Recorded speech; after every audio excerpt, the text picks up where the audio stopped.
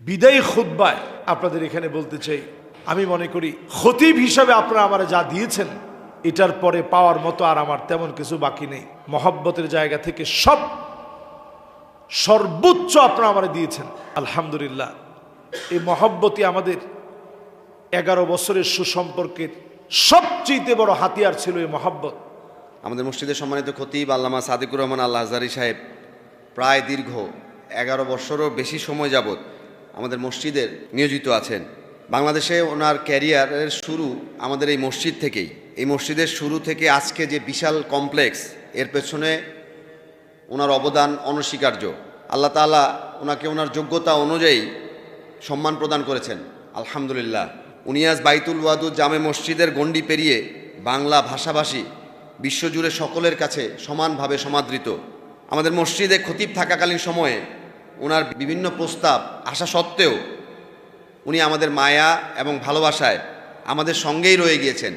দেশের এই পরিবর্তিত পরিস্থিতিতে গত মাস থেকে মগবাজারের একটি মসজিদ থেকে ওনার কাছে একটি প্রস্তাব খুব জোরে সোরে আসা শুরু করে। প্রাথমিক অবস্থায় উনি প্রস্তাবটা প্রত্যাখ্যান করলেও সামগ্রিক অবস্থা বিবেচনায় উনি আমাদের কাছে ছুটির আবেদন করেন। এ নিয়ে আমরা ব্যক্তিগত পর্যায়ে বহুবার আলোচনা করেছি। সর্বশেষ হুজুরের আবেদনের পরিপ্রেক্ষিতে গত 10 ফেব্রুয়ারি মসজিদের কার্যকরী পরিষদের একটি জরুরি সভায় সামগ্রিক পরিস্থিতি, হুজুরের উজ্জ্বল ভবিষ্যৎ এবং আমাদের সীমাবদ্ধতার কথা বিবেচনা করে উপস্থিত সকলের সর্বসম্মতিক্রমে আমাদের অনেক কষ্ট থাকা সত্ত্বেও আমরা হুজুরকে বিদায় জানাতে সর্বসম্মত হয়েছি। হুজুর, আমরা আপনাকে আল্লাহর জন্য ভালোবাসি।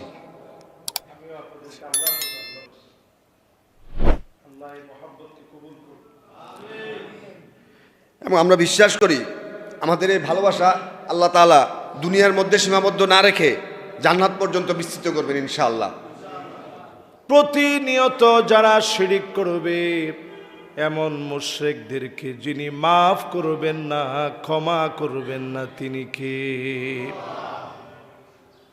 2 নম্বরে মুশাহিন, হিংসুকদেরকে আল্লাহ মাফ করবে না। যাদের দিলের ভিতরে শুধু হিংসার হিংসা, আল্লাহ পাক তাদেরকে মাফ করবে না। আজকের রজনীতে সবাই মাপ পাবে, হিংসুক মাপ পাবে না। হিংসা থেকে যদি বাঁচতে চান, আরেকজনের ভালো দেখে আপনি তার জন্য হিংসা না করে দোয়া করতে থাকেন, ফলশ্রুতিতে যিনি আপনাকে সম পরিমাণের চাইতে অনেক বেশি দান করে দিবেন, তিনি কে? ফেরেশতারা আপনার জন্য দোয়া করবে, মালাইকারা দোয়া করবে।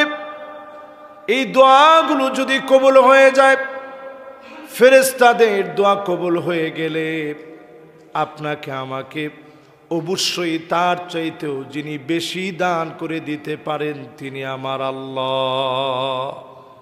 এই জন্য এই লাইলাতুন নিসফি মিন শাবান, শাবানের মধ্যরাত, এই রজনীতে অন্তত হিংসা ছেড়ে দেওয়া, দৃঢ় প্রত্যয়ী হন। কারো পাঁচতলা দেখে আপনি গাছতলায় থাকেন, এজন্য যেন মনের ভিতরে হিংসা না আসে। আল্লাহ পাক যেই লোকের দিকে তাকাবেন না, এর মধ্যে অন্যতম এক ব্যক্তি হবে আইলুন মুস্তাকবির। দরিদ্র কিন্তু অহংকার কমে নাই, দরিদ্র কিন্তু অহংকার কমে নাই। এরকম ব্যক্তি দেখবেন আমাদের সমাজের ভিতরে আছে না? চায়ের দোকানে বসলেই দেখবেন বলবে যে তার বাবা আমাদের বাড়িতে কাজ করছে, তার দাদা আমাদের বাড়িতে কাজ করছে, এখন না হঠাৎ করে সে বড় লোক হয়ে গেছে। এরকম আপনি যখনই বলবেন, আপনি মনে রাখবেন আইলুন মুস্তাকবির। দরিদ্র হওয়ার পরও যদি আপনি অহংকার করেন, আপনার দিকে মালিক তাকাবেন না, কথা বলবেন না, দয়া পর্যন্ত দেখাবেন না। আল্লাহ যদি দয়া না দেখান, সেদিন দয়া পাওয়ার মতো কোনো জায়গা নাই। আল্লাহ যদি মাফ না করেন, সেদিন মাফ পাওয়ার মতো কোনো জায়গা নাই। মানুষের গুনাহ সেদিন এত বেশি হবে, গুনাহগুলো হয়ে যাবে এত বেশি, মাদ্দাল বাসর, দৃষ্টি যত দূর পর্যন্ত যাবে মানুষ তাকায় দেখবে সব তার গুনাহ দিয়ে ভরা। এত গুনাহের ভিতরে গোলামদেরকে যিনি দয়া করে মাফ করে দিবেন তিনি কে?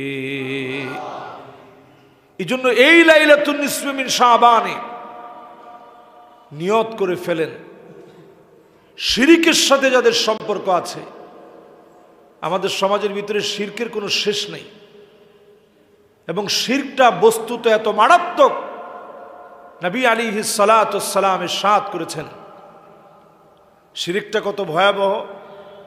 নবীজি বলেন আখফা মিন দাবিবিন নামল, একটা ক্ষুদ্র ছোট্ট পিপিলিকা অন্ধকার কোন রজনীতে ছোট্ট কালো একটা পিঁপড়া কালো একটা পাহাড়ের মধ্যে যদি বসে থাকে, এর উপরে পা পড়া যেমন সহজ, শিরকের মধ্যে ডুব দেওয়া এর চেয়ে বেশি সহজ। যে কোনো মুহূর্তে মানুষ শিরকের মধ্যে পড়ে যেতে পারে।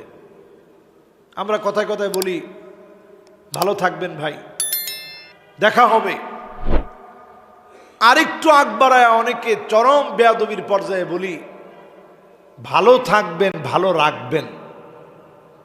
আচ্ছা বলেন তো দেখি, ভালো থাকার রাখার কোনো ইখতিয়ার আপনাকে দেওয়া হয়েছে?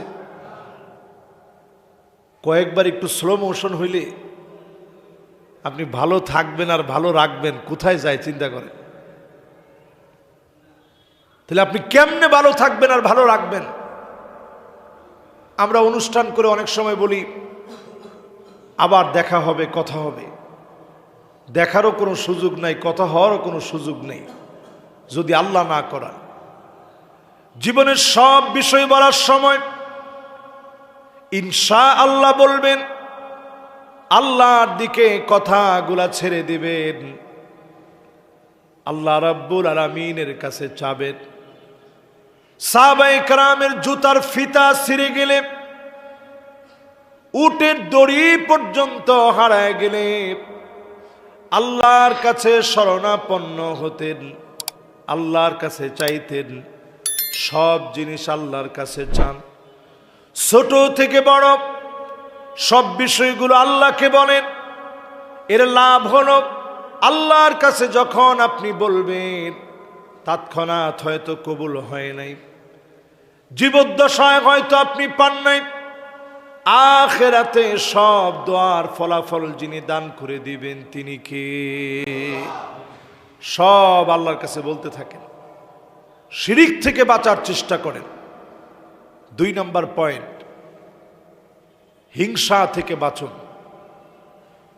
3 নম্বরে যারা বসলেন, জালেম হওয়া থেকে বাঁচেন, জুলুম করা থেকে বাঁচেন।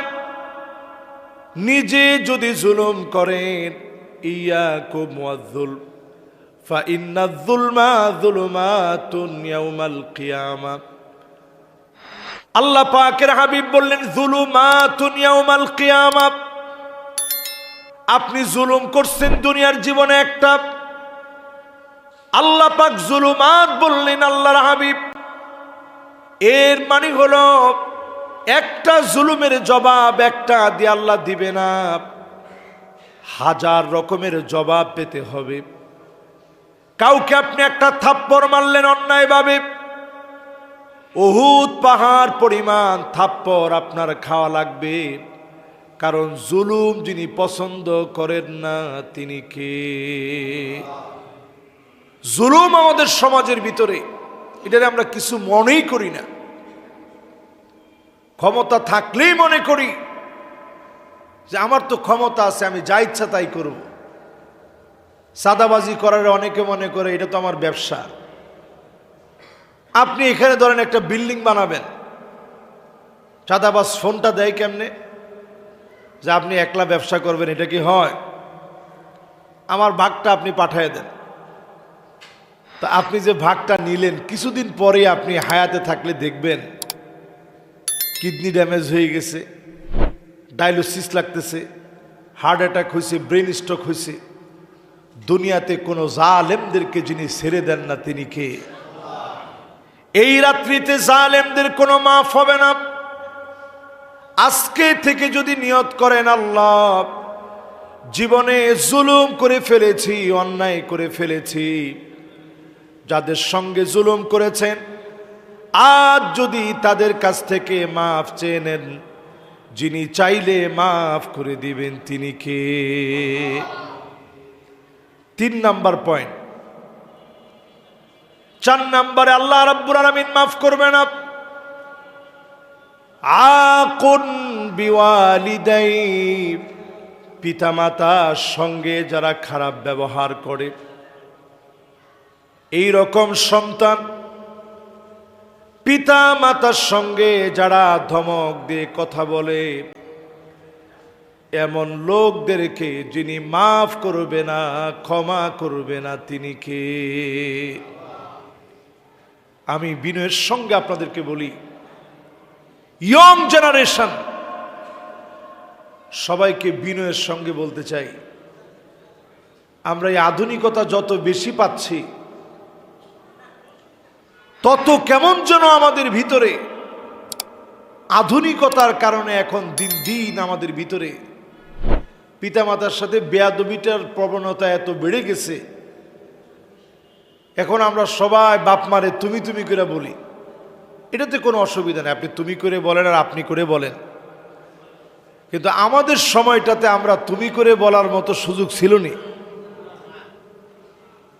না, তো সবাই বলতে পারলেন না, ছিল?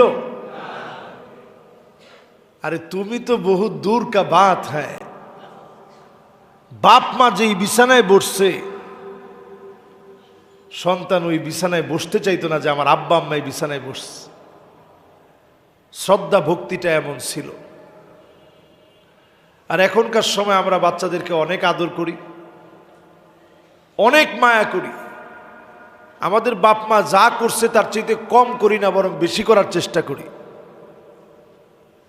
কিন্তু করার পরও দেখা যায় এই মোবাইল নামক ভাইরাসের কারণে লাতমাথু লাতমাতান, নবীজি বলছেন একটা ভাইরাস আসবে পৃথিবীতে।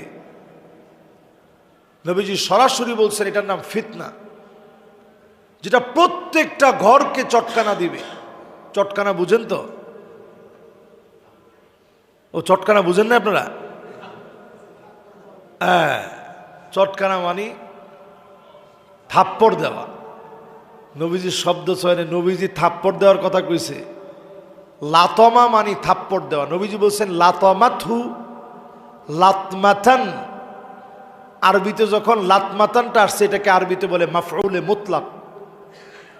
এমন ভাবে থাপড়াবে একটা ঘরও বাদ নাই, সব ঘরের মধ্যে গিয়ে থাপ্পড় লাগবে। আচ্ছা, এখন আপনারাই বলেন তো দেখি, এই থাপ্পড় কি আমাদের ঘরের মধ্যে লাগছে কিনা? প্রত্যেকটা ঘরে, ঢাকা শহরে এই থাপ্পড় এমন ভাবে লাগছে। এক একটা ঘরে মোবাইল আছে কয়টা করে? একজনে কইছে 5টা 10টা, এত বেশিও আছে। একজনের সাথে মোবাইল থাকে কয়টা, এটি একটু হিসাব করেন। এই যে আমার সাথে ধরেন একটা থাকে, আরেকটা গাড়িতে থাকে, তাহলে কয়টা হইলো? আমার কাছেই তো 2টায় প্রতিনিয়ত থাপড়াইতেছে। এরপরে ঘরের কি খবর? তো সাহাবায়ে কেরাম তো এই জিনিস আগে কোনোদিন শুনে নাই। বলছে নবী, এই দুহাইমা ফিতনাটা থাবড়াবে, এরপরে কি হবে? নবীজি বলছে এরপরেই দাজ্জাল আসবে। বিয়াউমিন হাদা আও গাদিন, ওই দিন দাজ্জাল আসবে অথবা পরের দিন আসবে। তো দিনটা নবীজি যখন বলে, এটা দিনটা কতক্ষণ? এমন হইতে পারে 1000 বছর পরে, এমন হইতে পারে 500 বছর পরে, এমন হইতে পারে 100 বছর পরে। নবীজি আমাদেরকে বুঝাই দিলেন খুবই অল্প সময়ের ভিতরে দাজ্জাল আসবে। এখন আপনি এই যে এআই প্রযুক্তি, অ্যালগরিদম সহ যা আছে, সমস্ত প্রযুক্তিগুলো আপনি বিচার করে দেখেন, আপনার প্রাইভেসি বলতে কিছু নাই। আমি নিজের চোখে দেখেছি। ওই দিন একটু বুকের মধ্যে ব্যথা হচ্ছে, আমি বলতেছি এমনি মোবাইলের সামনে, এমনি যে বুকটা ব্যথা হচ্ছে, কি খাওয়া যেতে পারে? এমনি কথা বলতেছি, মোবাইল চালাচ্ছি, বলতেছি, একটু পরে দেখি যত অ্যাড আছে সব অ্যাড আসতেছে যে বুক ব্যথা হইলে এটা খান, বুক ব্যথা হইলে ওইটা খান। আমি তো অবাক হয়ে গেলাম, কিরে এতদিন তো একটা বারের জন্যেও বুক ব্যথা হইলে কি খাইতে হবে এটা তো আসে নাই, এখন আসতেছে কেন?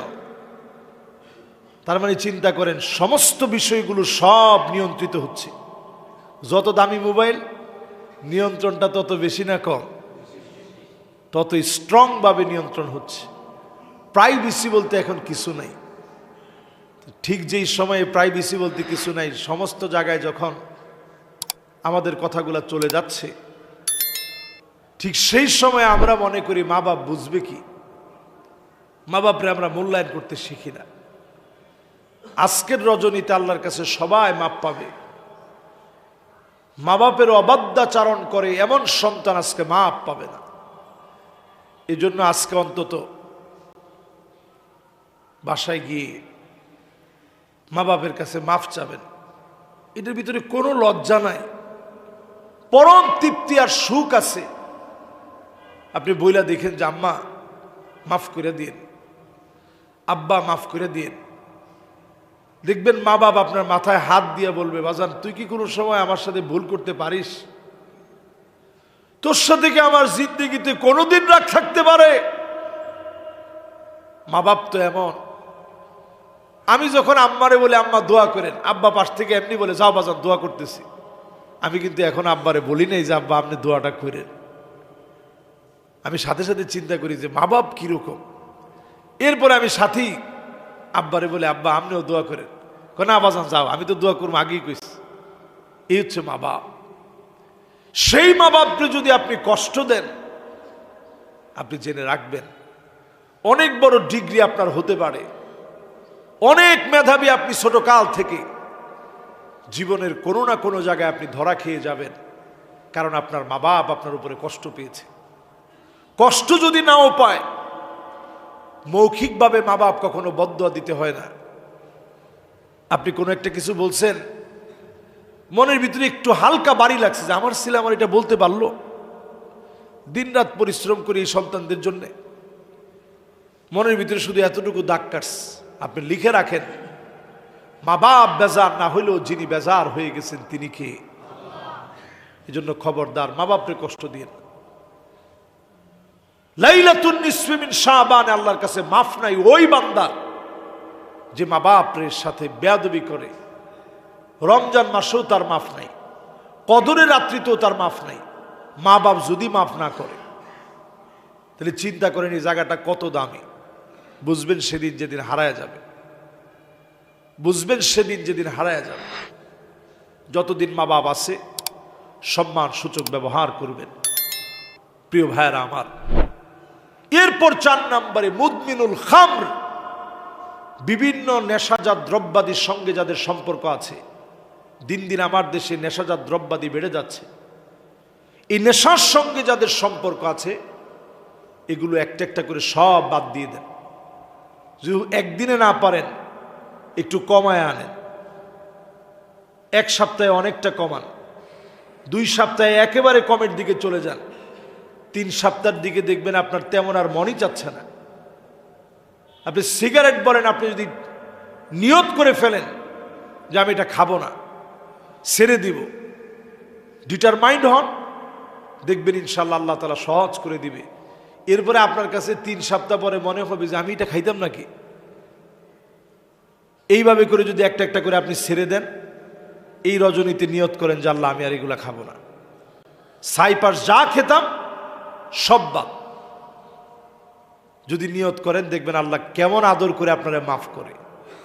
5 নম্বরে আল্লাহ তাআলা এই রজনীতে মাফ করবে না ওই গোলামকে, যেই মানুষটা দুনিয়ার জীবনে আল্লাহ রাব্বুল আলামিনের গোলাম হয়ে জমিনের ভিতরে আল্লাহ রাব্বুল আলামিনের খেয়ে পড়ে দুনিয়ার জীবনে শিরিক করছে, হিংসা করছে, জুলুম করছে, পিতামাতার অবাধ্যাচরণ করছে। আর এরপরে 5 নম্বরে বললাম মুদমিনুল খামর, মদের সাথে যারা সম্পর্ক রেখেছে, এই 5 শ্রেণীর মানুষকে আল্লাহ রাব্বুল আলামিন এই রজনীতে মাফ করবে না, অন্য সব লোকদেরকে আল্লাহ রাব্বুল আলামিন মাফ করে দিবে। সুবহানাল্লাহ বিহামদিহি। আল্লাহ রাব্বুল আলামিন বান্দাকে ডেকে ডেকে বলবে, ও গোলাম, তোমার কি রিজিক লাগবে আমার কাছে চাও, দৌলত লাগলে আমাকে বলো, কি লাগবে আমার কাছে বলো। চাইতে দেরি হবে, দিতে যিনি দেরি করেন না তিনি কে। हर हमेशा ओ देने को तैयार हो, और जो ना मांगे उससे ओ बेजार हो। দুনিয়ার সব মালিকেরা একবার, দুইবার, তিনবার দিবে, চতুর্থবার গলা ধাক্কা দিয়ে বের করে দিবে। আর আমার আল্লাহ একবার, দুইবার না, হাজার লক্ষ বার না, কোটি বারও যদি চান, যিনি আপনাকে ভুলে যাবেন না, আপনাকে ফিরায়া দিবেন না, তিনি কে। বুঝবেন কেমনে যে এই রাত্রে আপনি মাফ পেয়েছেন কিনা? বুঝার জন্য ছোট্ট একটা বিষয় কল্পনা করলে আপনি পেয়ে যাবেন। সারা রাত নামাজ পড়লেন, জায় নামাজ নিয়ে এই মসজিদ থেকে ওই মসজিদে গেলেন, পকেটের ভিতরে টাকা নিয়ে বের হলেন, বাইরে দাঁড়ানো গরিবদেরকে দান করলেন, এরপরে বিভিন্ন কবর জিয়ারত করতে গেলেন। সব কিছু করার পরে পরের দিন ফজরের নামাজ আর পড়েন নেই। এই রকম লোকদেরকে যিনি মাফ করেন নাই তিনি কে? কিন্তু আপনি যদি নিয়ত করেন না আজকে নামাজ ধরেছি, আল্লাহ নামাজ আর ছাড়বো না, এই যে ধরছি, ধরার মতো ধরছি, নামাজ আর ছাড়বো না আল্লাহ, যদি নিয়ত করার পরে হায়াতের সময় ফুরায় যায়, জীবন সূর্যটা নিভে যায়, ইন্না হায়াতাকা কদ তাজুলু কামিসলিশ শামস, ডলতে ডলতে যেভাবে ডুবে যায় জীবন, সূর্য যদি ডুবেও যায়, হতে পারে নিয়ত করছেন ভালো হয়ে যাবেন, কাতাবাল্লাহু লাহু হাসানাতান কামিলা, যিনি আপনার জীবনের গুনাহগুলা মাফ করে কবুল করে নেবেন তিনি কে? তবে আলহামদুলিল্লাহ আমার কাছে খুব ভালো লাগতেছে, ভ্যালেন্টাইন্স ডেটা পড়ছে এমন সময়ে পুরা মাঠে মারা খাইছে, একেবারে মাঠে গোল হইলে যেরকম এরকম একটা গোল হয়েছে এবারে ভ্যালেন্টাইন্স ডের। মানুষ অন্তত চিন্তা করতেছে সারা বছরে কিছু না করলেও আজকে তো অন্তত আল্লাহরে দেখাইতেই হবে যে আল্লাহ আমি ভালো হয়েছি, ঠিক কিনা কর? এই জন্য অন্তত সবাই নিয়ত করে ফেলছে। আমি আলহামদুলিল্লাহ আজকে সুন্দর একটা মেসেজ আমি দেখেছি, এই যে আমার হাতে মেসেজটা আছে, আপনারা দেখবেন বাহিরেও আপনাদেরকে অনেকে দিয়ে যাবে, আমাকেও দিয়ে গেছে, যে আই এম মুসলিম, আমি একজন মুসলমান হিসাবে ভ্যালেন্টাইন্স ডেকে কোনোভাবে আমি সমর্থন করতে পারি না। এটার প্রচারটা আরও আগ থেকে যদি হইতো, এটা মনে হয় আমাদের জন্য আরও বেশি কল্যাণকর হতো। খুবই চমৎকার যে এই নির্লজ্জতা এবং বেহায়াপনাকে কোনোভাবে যে মুসলমান সমর্থন করতে পারে না। ভ্যালেন্টাইন নামক একজন ধর্মযাজকের চরিত্রহীন লম্পটের কোনো বিষয়কে মুসলমান তার ঐতিহ্য বানাতে পারে না।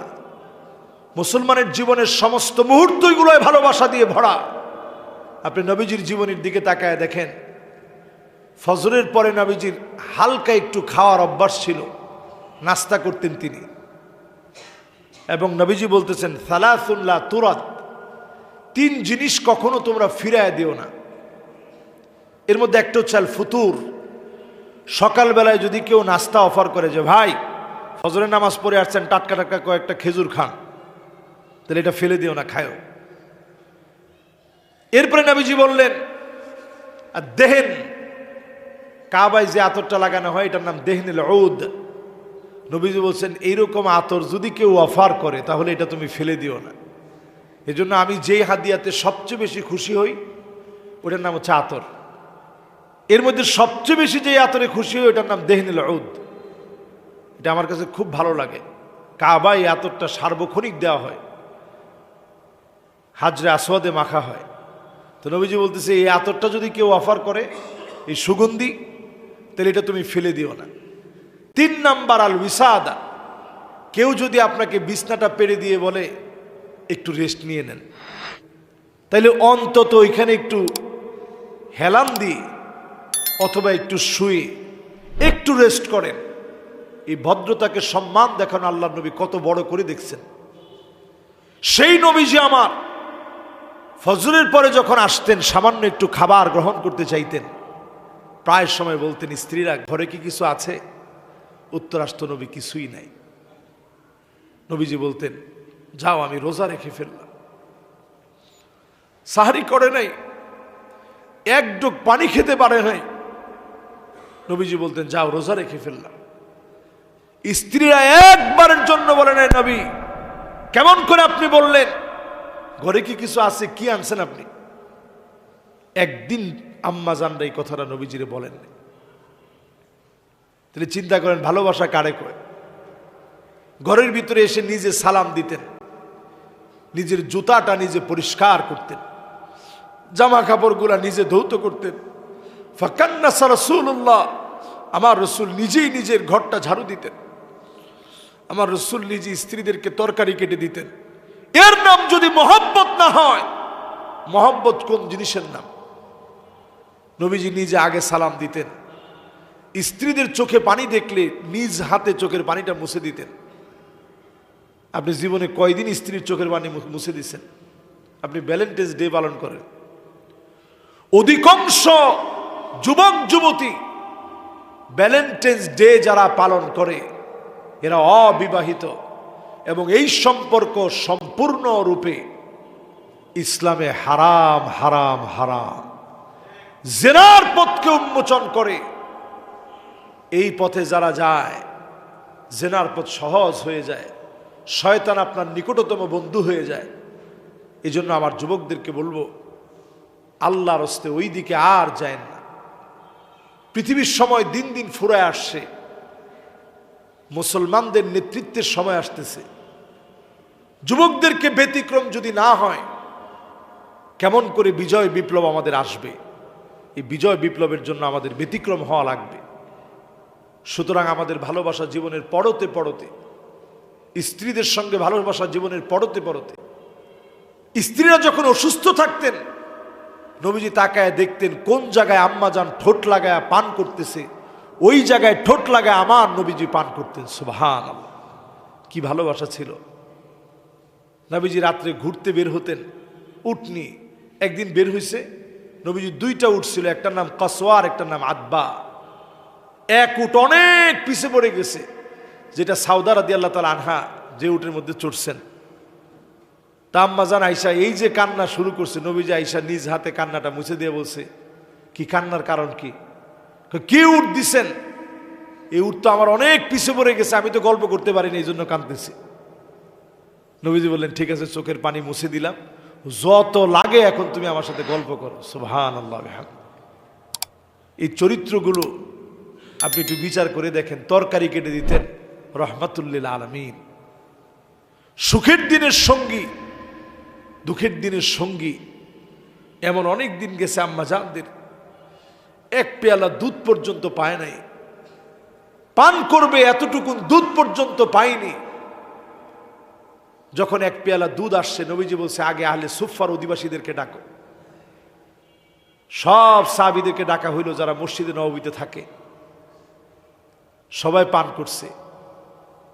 পান করার পরে ওই বরকতি দুধ সবাই খেয়ে, আম্মা জানরা খেয়েছে, এরপরেও বরকত শেষ হয় না। সুবহানাল্লাহ। সম্মানিত হাজরিন, নবীর জীবনী থেকে যতগুলো কথা আজকে আপনাদেরকে বললাম, আল্লাহ রাব্বুল আলামিন এই কথাগুলোর উপরে আমাকে আপনাদের সবাইকে আমল করার তৌফিক দান করুক, পরে না আমিন। অনেক দিন আপনাদের সাথে পথ চলা, সুদীর্ঘ 11টা বৎসর আপনাদের সাথে এই মসজিদে আমি ছিলাম, এখনো আপনাদের সামনেই আছি। সুদীর্ঘ 11টা বছরে আমি যদি আমার কোনো বক্তব্যে, আমার কোনো কথায় এক্সট্রিম লেভেলে কথা বলতে গিয়ে আমার অযোগ্যতার কারণে, আমার ইলমের ঘাটতির কারণে, আমলের ঘাটতির কারণে, কোনো নুকসানিয়াতের কারণে যদি আমি কথা বলতে গিয়ে আপনাদেরকে কষ্ট দিয়ে থাকি, মেহেরবানি করে আপনারা আমারে মাফ করে দিবেন।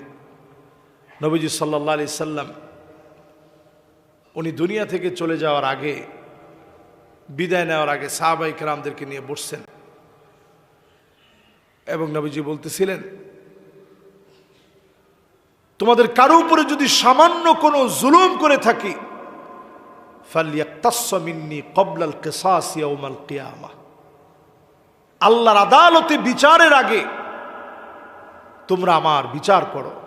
কারো উপরে যদি কোনো জুলুম করে থাকি, মান কানাত মিন কিবালি মাজলামা, সামান্য জুলুম যদি কারো উপরে করে থাকি তাহলে আমার বিচার করো, কিসাস নাও। আমিও আজকে আপনাদেরকে বলতে চাই, সুদীর্ঘ 11টা বৎসর জুমা পড়াতে গিয়ে কোনো কথায় অথবা কোনো আচরণে যদি আপনাদেরকে আমি কষ্ট দিয়ে থাকি, আমি আল্লাহর হস্তে আপনাদের কাছে মাফ চাই। আপনারা আমারে ক্ষমা করে দিয়েন। ইনশাআল্লাহ আপনাদের এখানে আল্লাহ তাআলার মেহেরবানিতে ইনশাআল্লাহ আমার সময় সুযোগ অনুযায়ী যখন আমি সময় পাব, কোনো লাইলাতুল কদরে হয়তো আপনাদের সাথে মাঝে মাঝে যদি সুযোগ পাই, একটু মিলিত হলাম, বিভিন্ন সময় মাঝে মাঝে আপনাদেরকে দেখতে আসলাম, এইভাবে ইনশাআল্লাহ মাঝে মাঝেই আপনাদের সাথে মিলিত হতে চাই। এই সুন্দর সুসম্পর্ক শুধুমাত্র যেন দুনিয়ার জন্য না, আল্লাহ রাব্বুল আলামিন আমাদের এই চেহারাগুলো, এই মানুষগুলোকে, আল্লাহর গোলামদেরকে দুনিয়ার জীবনে আমরা যেমন ভালোবাসায় আবদ্ধ ছিলাম, আমি কত ওয়াজের ভিতরে যে এই জুমার বয়ানে যে আমি বলছি, আল্লাহর কাছে এই ভালোবাসা যে কত দামি, কিয়ামতের দিন আল্লাহ বলবে, কোথায় তোমরা যারা একে অপরকে আমার জন্য ভালোবেসেছিলে? এই যে আপনাদের ভালোবাসা, মনের আবেগ, অনুভূতি, এটা শুধুমাত্র আল্লাহ রাব্বুল আলামিনের জন্য। আল্লাহ পাক সেদিন এটাকে এত বড় বানায় দিবে, আল্লাহ বলবে, কোথায় তোমরা? আজকে কোনো ছায়া নাই, শুধু আমার ছায়া ব্যতীত কোনো ছায়া নাই। কামিকদারি মিলিন, সূর্য 1 মাইল দূরত্বে থাকবে। চিন্তা করেন এত দূরে সূর্য, তা কত কঠিন। 1 মাইল দূরে যদি সূর্য চলে আসে কি অবস্থা হবে সেদিন?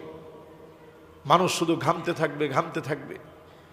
সেই কঠিন সময় আল্লাহ বলবে, আল ইয়াউমা উযিল্লুহুম, আমি আল্লাহ রাব্বুল আলামিন আজকে ছায়া দিব আমার ওই গোলামদেরকে যারা একে অপরকে শুধু আমার জন্য ভালোবেসেছে। সুবহানাল্লাহ।